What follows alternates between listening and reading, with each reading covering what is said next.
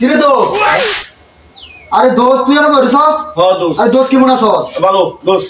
আচ্ছা আচ্ছা দোস্ত তুই বলে বৈজ্ঞানিক হয়ে গেছস গা?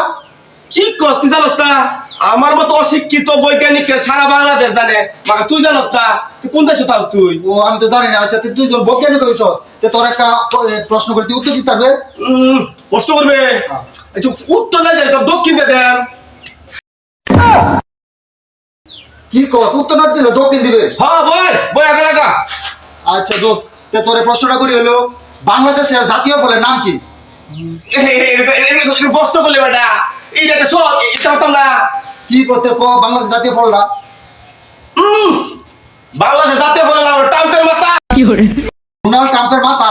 হ্যাঁ। আরে দোস্ত এটা তুই কি কইছিস? এটা কোন প্রশ্নের উত্তর হইলো? কইলাম জাতীয় ফল। জাতীয় ফল হলো বাংলাদেশ জাতীয় ফল হলো কাঁঠাল। কি কস? আর তুই তো ট্রাম্পের মাথা, এটা আমি বুঝলাম না বিষয়টা। কি কথা জাতীয় বলে নাম কাডম? কি জানি রে দোস্ত, টাউটের বলে তো দুদিন ধরে চিন্তা করতেছি মাথা লইয়া। বুঝলাম না কাডল আমি জাতীয় বলে নাম। তাইলে? আমি আর কইতে টাউটের মাথা তুই। ও বুঝছি, তাহলে তুই কেমন যে বৈজ্ঞানিক, মানে ট্রাম্পের মাথা লইয়া সারা জায়গায় গবেষণা করছস আর জাতীয় ফল হেডও কাঁঠাল হয়ে গেছে গা। সত্যি বৈজ্ঞানিক গোষ্ঠী নেই।